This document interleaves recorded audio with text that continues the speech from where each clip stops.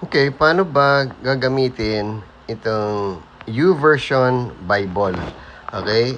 This is a YouVersion Bible. Dapat ito po yung na-download nyo, no? Ganyan na itsura niyan. Color brown Bible. And YouVersion, Y-O-U-V-E-R-S-I-O-N. Ito po yun. YouVersion. Nakikita niya? YouVersion yan. YouVersion. Okay? So, yan yung Bible na to. At ito po yung gamit ko for so long.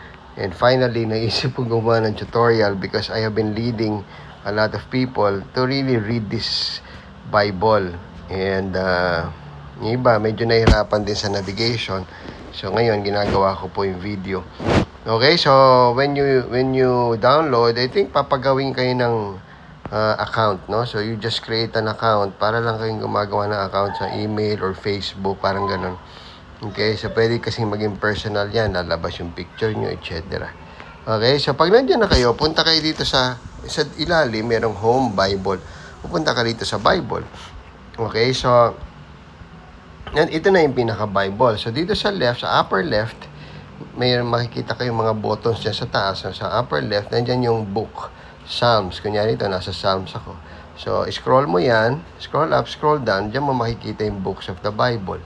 Okay? So, kung ano man yung gusto nyong basahin. I usually recommend Book of John. Pag bago ka pala nagbabasa ng Bible, so nasa New Testament yan. Nandito yan sa bandang baba. Ayan, Matthew, Mark, Luke, John. Okay? Click mo yan. Ito po yung mga chapters. Okay? 1 to 21. And pag kinlik mo yan, makikita mo na yung chapter na yon, chapter 1. Of course, as you scroll, yung maliliit na numero na yon, ang tawag doon verse, no? Chapter 1, verse 9. Halimbawa yan. Pwede mo yan i-click.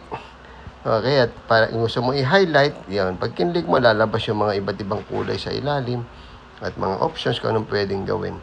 Okay, so pwede mo i-click yon para may highlight.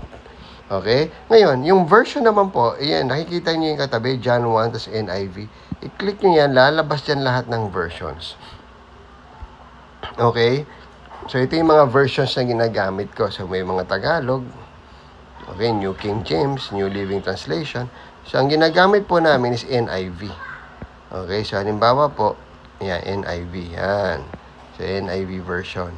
At nandiyan po yung mga ibang version. Pwede kang maghanap ng Tagalog, pwedeng Bisaya, okay, pwedeng Ilocano, kung ano man. So, dito mo yung hahanapin. Okay, click mo yung plus. Yan. Diba? Ito pa sa upper right, plus. Dito. Tapos nakikita niyo salitang English. Halimbawa, gusto ko ng Tagalog. So, i-click ko po yung English. Yan. So, may English, Filipino, Cebuano, Ilocano, Ilonggo, Waray. So, ito lahat ng mga salitang regional of Tagalog of Philippines, no? Yan. Pero ito marami pa, no? Iba-iba yan. So, syempre dito lang naman tayo.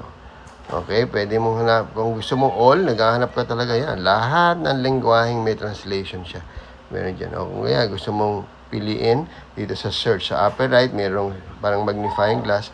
Search mo yan. Halimbawa, gusto mo Ilonggo. Ngayon, no? Ilonggo. Yan. So ito, lumalabas dito, may tatlong klaseng Ilonggo version. Ang Biblia, ang pulong sa Diyos, at ang maayong balita sa Biblia. Click ulit natin yung mga language, Ilonggo. Search ako. Halimbawa, gusto ko Kapampangan. Tingnan natin kung may Kapampangan. Wala. Walang Kapampangan. Ano ba? Of course, Ilocano. Yan, Ilocano. Ano pa? Halimbawa, Bicolano, Bicol. Ayun, no? Central Bicol. Okay, so ito po, Marahay na Bareta Biblia. Okay, Bicol. Okay, so kung ano man yung mapili nyo, example lang, no? Gusto kong isama yung Bicolano, i-click ko lang yung add. Ayun. So, lumalabas siya dito. Yan, no? Actually, nandyan na siya. Okay, i-click nyo lang po yung katabi ng 11, di ba? MBBBK, yan yun. Tapos gusto ko magpalit ulit ng version, lipat ka lang dito. Yan, gusto ko maging, ano naman siya, yung New King James Version. Yan, NKJV. Yan, New King James naman yan. O, gusto ko na naman palitan. Gusto ko The Message Version. Ito naman yan. Okay? So, yan po yung mga makikita nyo na sa taas. Actually, i-navigate nyo na lang. Pwede rin kayong makinig, no? Ito yon kung gusto nyo pakinggan. Gusto nyo audio. Yan, pwede yan. John, Pag kinlik nyo yan, the Lifelight. magiging Chapter magsasalita 1. na yan. The Word was first. Yan, The teka Word lang po. present to God. God present to the Word. Ayan. The Word was God, Pero parang in hindi readiness siya for nag-work God ngayon from kasi day one. naka-recording ako. Everything was created Okay, through pero yan, Him. nagsasalita yan. Or, isa pang feature po na gusto ko rin pakita sa inyo na napakaganda nitong Bible app. Punta ka sa home. Okay, nakikita niyo yung more sa lower right. More. Click niyo po yan. Dito po. Videos. Nakikita niyo po. Explore niyo na lang po. Pero gusto ko rin pakita. Dito po sa videos. Napakaraming videos. Yan o. Ito nga. Yung The Chosen po na series. Nandyan po. Libre yan. Okay. Ito nga o.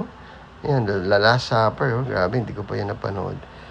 Okay. Season 4. Libre lang po yan. Okay, mapapanood nyo na ngayon yung The Chosen. And sobrang daming videos na maglalapit sa inyo sa Diyos. Okay po, so yan po yung ating Bible app. And thank you so much for downloading. So, kung bago ko pala nagbabasa ng Bible, ang suggestion ko is you read the book of John. Okay, punta tayo sa Bible. Punta ka na sa John. Ayan, John. And read 1 to 2 or 3 chapters a day. So, start ka lang. Version, gusto mong palitan, punta ka doon sa katabi ng John, pili ka ng version, let's say NIV, isa sa standard na ginagamit natin, New International Version, yan NIV, so yan NIV na yan. Okay po, and by the way, may mga plans din po pala to. Yan, so anyway, sa ibang topic ko na yun guys, i-discuss. Pero ito, napakarami po itong mga topical Bible devotional studies naman po, magagamit nyo rin. Okay, so that's how you read and navigate through your Bible app. Explore nyo po ito. This is the best book you'll ever have. God bless everybody.